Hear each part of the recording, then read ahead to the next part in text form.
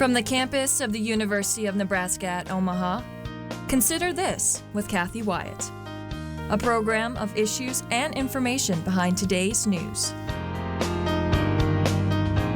And welcome to Jeopardy, America's favorite answer and question game, where, of course, we give you the answers and you must come up with a question. Now our categories are TV families, Asia, the Old Testament. The Old Testament, followed by Sean Song, City Walk, Sloganeering, Room, and finally, Board, in quotation marks. All right, Ken, off you go. Brand names is the final Jeopardy category. Here's the clue. Hi everyone, I'm Kathy Wyatt. Welcome to the 28th season in this week's edition of Consider This. Our topic, Trivial Pursuits. Joining us to talk more about it are UNO's William Melanson and Adam Tima. Dr. Melanson is an associate professor of philosophy. Dr. Tima is a professor of critical media studies. Thank you both so much for being here and welcome. William, I want to start with you. How do you define trivia? So, Oxford English Dictionary defines it with terms like of little consequence, of little importance, and that sort of thing. But I think it's best to think of it in a sort of contextual manner. It's of little importance for what we're talking about right now, but what might be of trivia in one situation might not be of trivia in the next. In this conversation right now, that argon has an atomic number of 18. That's right, 18, is trivia. But for a chemist, not at all trivia. It helps explain why it's a noble gas.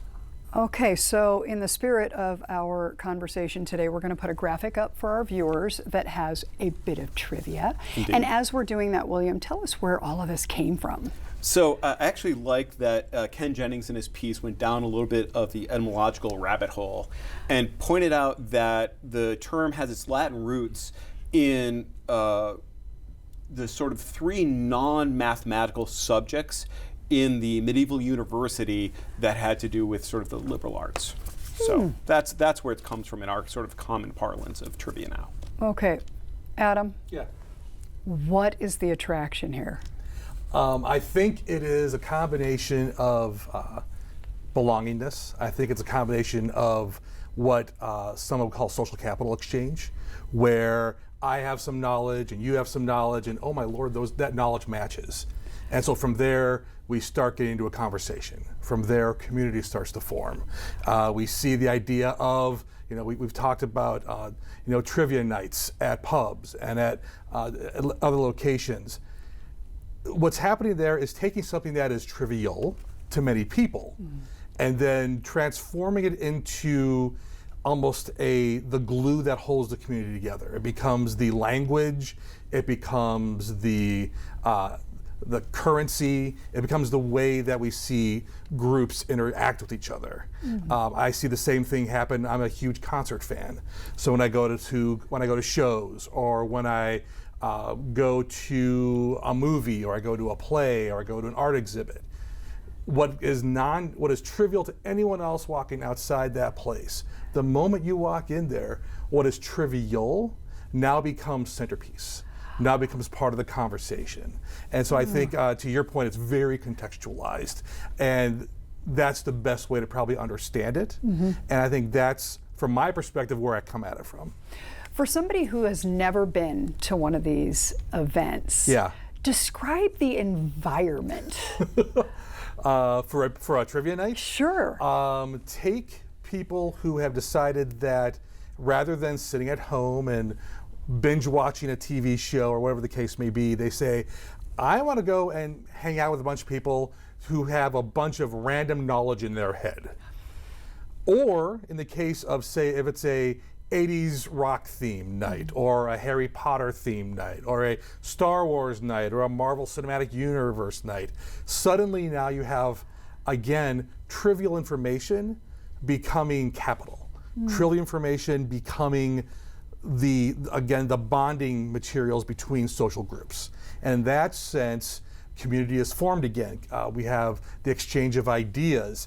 And we have some really intense competition, because now, not only is social capital, but how much do you know? And do you know more than me? And are you right on that one particular thing about that one particular scene in Star Trek Discovery, Season 4, Episode 6? I'm rewatching it right now, so I know this. When a certain thing happened, right? If you have that knowledge, now not only is it a trivial, now it's a capital exchange, not a trivial exchange. Now we have social hierarchy forming. And we have all of this other stuff that starts forming along with it. Okay, we're going to put a clip up for our viewers because sometimes we don't always get it right. Let's take a look. So, Secretary Noem, what is habeas corpus? Well, habeas corpus is a constitutional right that the president has to be able to remove people from this country and suspend their right let me stop you, ma'am. Suspend their habeas right corpus, excuse me, that's incorrect. President habeas Lincoln corpus, used it. Excuse me. Habeas corpus is the legal principle that requires that the government provide a public reason for detaining and imprisoning people. If not for that protection, Yeah. So, William, how do you respond to a clip like that? So, first of all, the suspension of habeas corpus, as far from being of little consequence as anything can be, right? This is a sort of momentous sort of weight. Now, I'm not a big fan of the political theater of congressional hearings and things like that. And it's kind of interesting that even like Senator Hassan, who's an attorney, didn't even give as an exacting of a definition as I kind of would have liked. And so rather than sort of focusing on this sort of political gotcha moment, this could have been like a really great moment for sort of mass civic education, right? Like in the hearings and in the media. Like I would have appreciated an explanation of what it is to petition a court for a writ of habeas corpus, right? And then there's a sort of bit that is not in the clip in which they start discussing whether or not Abraham Lincoln, that he suspended the writ of habeas corpus and that he sought congressional approval almost 2 years after the fact. And this would lead to like a really wonderful conversation, right? Of like the case of Ex parte Merriman of 1861, where it's the showdown and of Supreme Court Justice Roger B. Taney versus Lincoln, talking about whether or not habeas corpus is so absolutely essential that the president doesn't have power to do this. And I'm like, oh, we just watched the pitch go by. When we could have had that great public conversation from this moment of missing a definition, which seems trivial, but is so momentous and so part of what's important to our public fabric. Wow, interesting. Well, a congressional liaison did get it right on Jeopardy. And so I do want to ask, how does this game show celebrate the mastery of trivia? So is that me? Oh, sorry. Adam, Adam will give it a shot. The mastery of trivia, this is again going back to the idea of almost a social pecking order, almost this idea of a hierarchy. I know more than you. I have more, dare I say it, quote unquote, useless knowledge floating around in my head than the next person. And in a society that has created the show Jeopardy, it has now taken the idea of trivial knowledge and turned it into a social commodity. We had the board game Trivial Pursuit, and how many different iterations of that show. The idea of playing the game with the pie, of getting all your wedges, and whoever gets the most wedges wins, and that kind of thing. We have gamified the idea of knowledge. We have taken the idea of knowledge for knowledge's sake, going back to liberal education structure, and we've now said, okay, how do we gamify it, which I think is good and bad. The good side, I'll start with the bad side. The bad side is it makes the idea of the learning of ideas, learning of new things, without a concrete payoff, inconsequential. On the other side, more and more people are trying out for Jeopardy, which means that more people are sucking all this information into their heads, which potentially could lead to a better space of more knowledge out there. I don't know if we've seen that yet, but I'm an optimist. It's potentially there. All right, so in a recent essay in the New York Times, Ken Jennings calls the program, quote, a ray of hope in our moment of national crisis. Is he right, Adam? I would say yes if you are one of the people who cannot handle not watching an episode of Jeopardy. So for a very small, not small, but a small audience count, a small audience count that by and large would probably find itself in particular ideological structures, in particular political structures, they could say yes. But it could also be argued that something like Jeopardy ostracizes another part of the community, pushes another part of society away.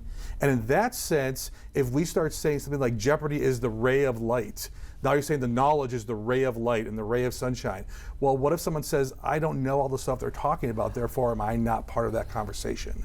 So I appreciate what he's trying to talk about in the essay. Having said that, I think that it makes assumptions that rhetorically we have to be very careful about when we try to understand the various audiences that we're talking to. So that's kind of where I go with that one. Okay, and William, benefits of trivia. So I'm not really sure that there's benefits to trivia as considered trivia, given the sort of contextual nature of the term. Of course, like an odd bit of unconnected information is handy every now and then. But I think there's far more benefit in sort of explanatory structures where information is fit together, and that's how we make sense of the world, form predictions, guide our actions. And it's that sort of, like, trivia is useful insofar as it sort of populates that background. It's the little bits that then we all connect up, and it's the connections that are so much more important than the little bits that are maybe the starting points. Okay, well, we did put together a graphic on somebody thinks that there are, specific benefits to trivia, William, and we're going to put that up now for our viewers. Adam, I know before the program we were talking a little bit about this. Take a look at this graphic and pull some information that you think would be of interest to our viewers. I think I've tapped into a couple of these things already. The idea of mental stimulation and learning, we, by inherent nature, humans are creatures that wish to learn their surroundings, understand what's going on, therefore that seems almost inherent. Social interaction and connection, you can go right back to Putnam's Bowling Alone, where we see that term social capital really move from kind of, egghead in the classroom discussions to more of a broad-based idea, and connecting through the exchange of social capital is something that we see happening. Entertainment and competition, we've talked about that already. The cultural impact, there is a cultural impact to Jeopardy. There is also a cultural impact to pick your reality television show of choice. All of these things have cultural impact. The question is, what do we draw out of them, right? And what do we use them for? Evolution and adaptation, I think this goes back to your notion of it may not be the front and center conversation, but it is actually those little pieces behind, right? We might call that kind of the discourse in the background that gets tapped into, that starts to bring the ideas together, that becomes a common parlance that you can get to a larger conversation maybe through that. So I could see that being an adaptation of using that information. Okay, more importantly though, William, we just agree on the correct answers, right? I'm not so sure. I've got to say, I've been in some pretty heated disputes over games of Trivial Pursuit. And as soon as things start to really matter and get away from the most simplistic mathematical and scientific sort of matters, things get contentious. So, for example, who wrote the songs by the band? Now, there you've got Levi Helm disputing Robbie Robertson about whether who wrote them.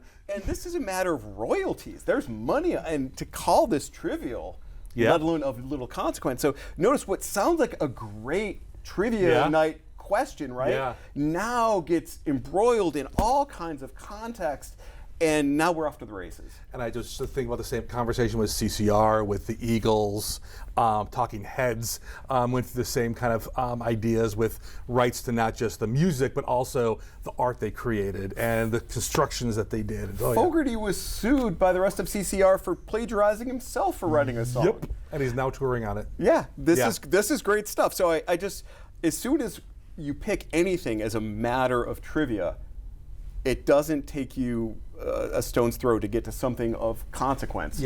Right down the road. So see, that in and of itself just generated this great conversation between the two of you. So viewers are watching.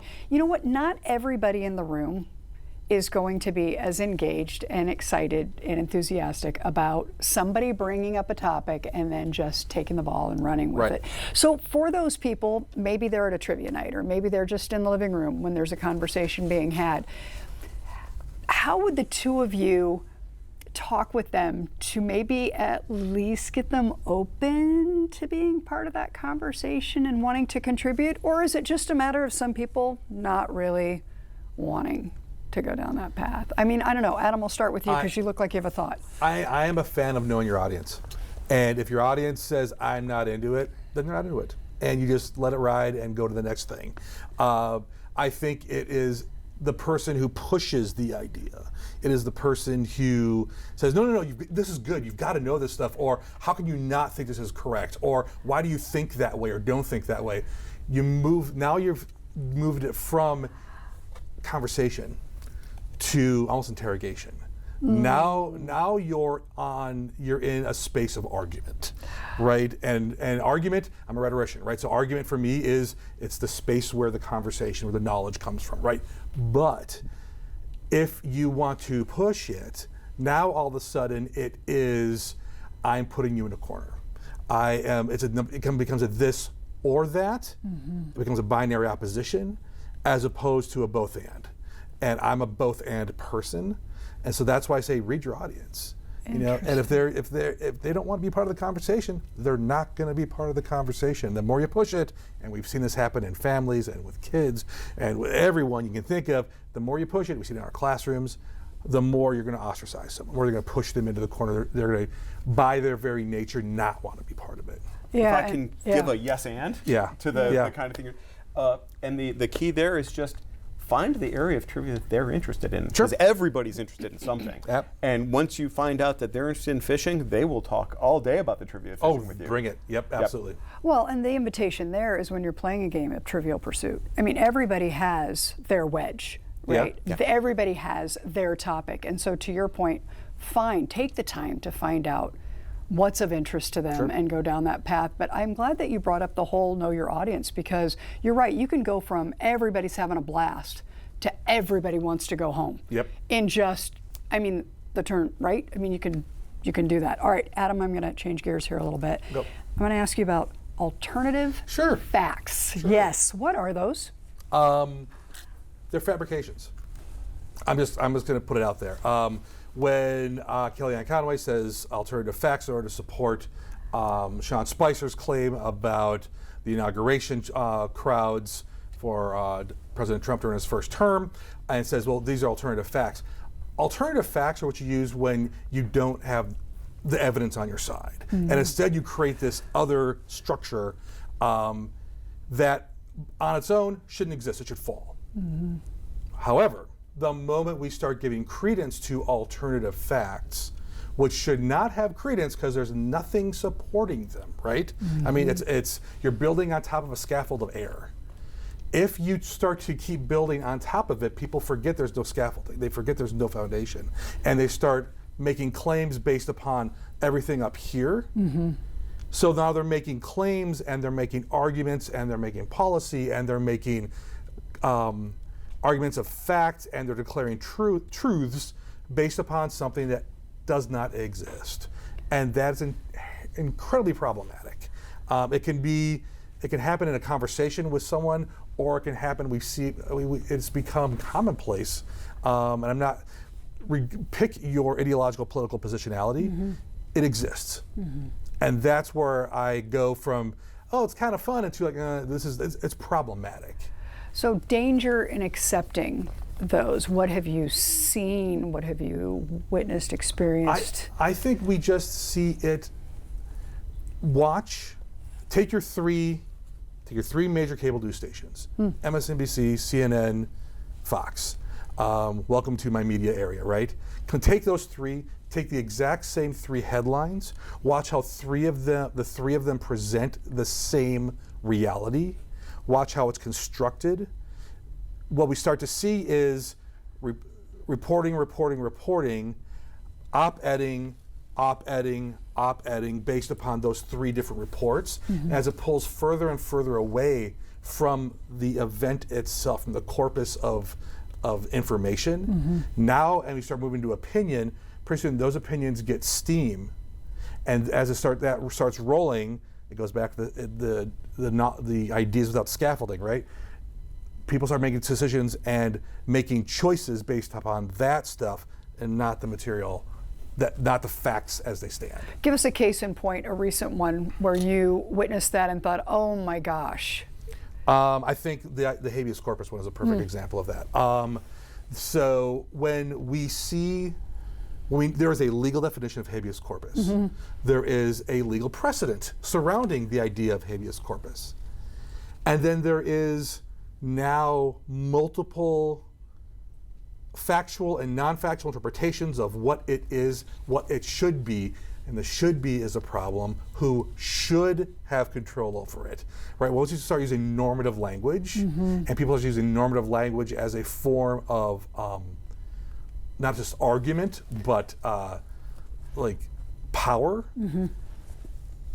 things get messy in a way that starts to strike at foundations that we all have just assumed to be, this is who we are. Yeah, yeah. So that, for me, that's, I think, a major problem. Yeah, I'm seeing Adam do this, and I'm thinking social media. I mean, just segues right into that. And William, I want you to talk about that a little bit in terms of the social media aspect and that disinformation that gets out there. Yes, so now I'm worried about the phrases like disinformation and misinformation because they're now used as a form of political critique. Yep.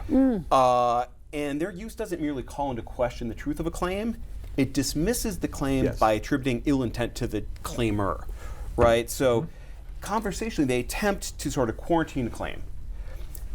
They don't simply shift explanatory burden. Hey, you got to prove to me. Right. What they do is they claim that the discussion is sort of outside the bounds of normal conversation. Right. We can't even go there. This is too dangerous to even consider. It's very similar to sort of a claim that a religious statement is blasphemous, right? The minute that move is made, it's a sort of game over for conversation. So like I'm partway through a really recent book, In COVID's Wake, by Stephen Macedo and Francis Lee, two Princeton political scientists. And they're talking about the failures of journalists, academics, and scientists as part of the COVID-19 sort of response. And part of the problem was dismissing legitimate dissent by labeling it misinformation. And so when we start doing that sort of game, we are cutting down conversation rather opening it up and exploring those foundations that we need to mutually find common ground on. Absolutely. So, how do we deal with this? This is really, really, really, really hard. Yeah.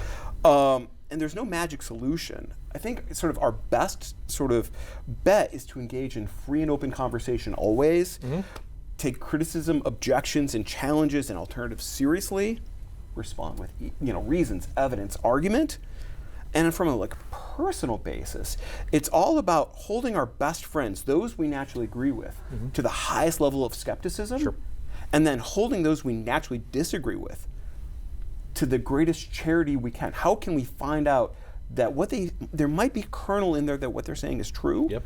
And when we get there, I think that's the way to sort of get out of these media cycles of misinformation, disinformation. Hey, you're saying this is a fact, I'm saying it's not. Right. Let's have a real conversation, a real debate, and say, let's find where our common points of agreement are, because there almost always are. Of course, yeah. Yeah. Okay, so we have 4 minutes left, less than 4 minutes. Okay. Where do we go from here with this topic, Adam? So for me, when I start thinking about, we've moved into what is trivial, right? And we start talking, and I think if we're talking about what is trivial, I think it gets to your idea of discounting. We shouldn't discount. Yeah. We should be having the conversation. We should be having multiple conversations.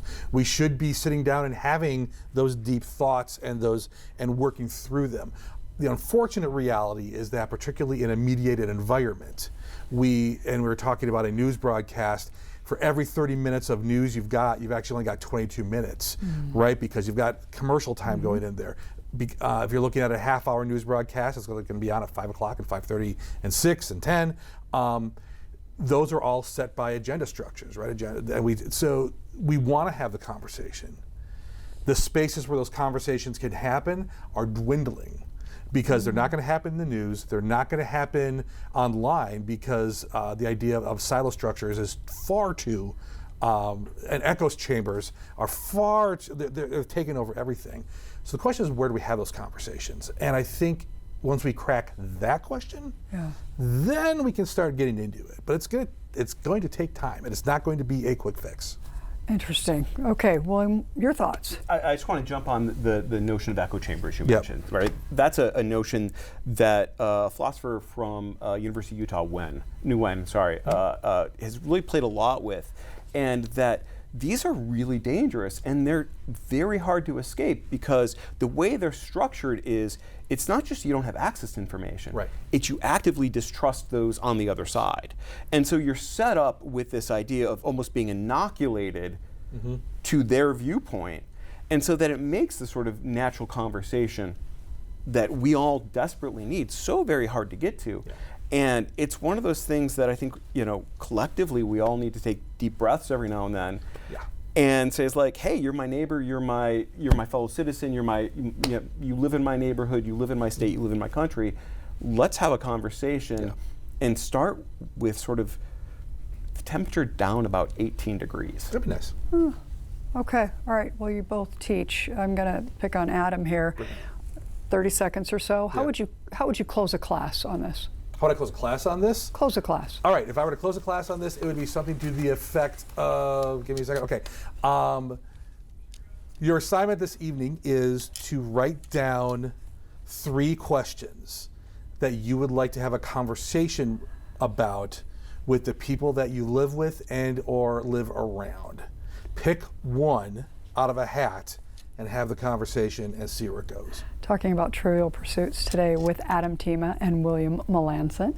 So I want to thank you guys for joining us and sharing your time and expertise, your humor, your wit, all of that, everything that goes along with it. Thank you very, very much. Thank you. Our students who are working so hard behind the scenes, and of course, to all of you for watching. As we close, one final question. What U.S. president, born in Omaha, was never elected to office? We'll see you next week.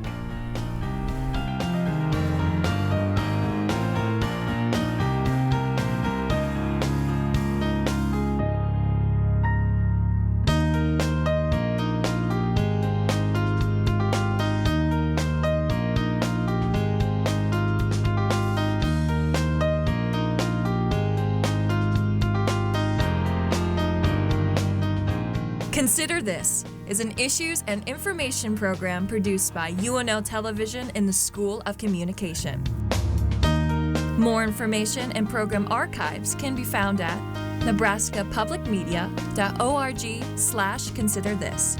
If you'd like to share your comments about this program, call the UNO School of Communication at 402-554-2600 during regular business hours, or send an email to cwyatt@unomaha.edu.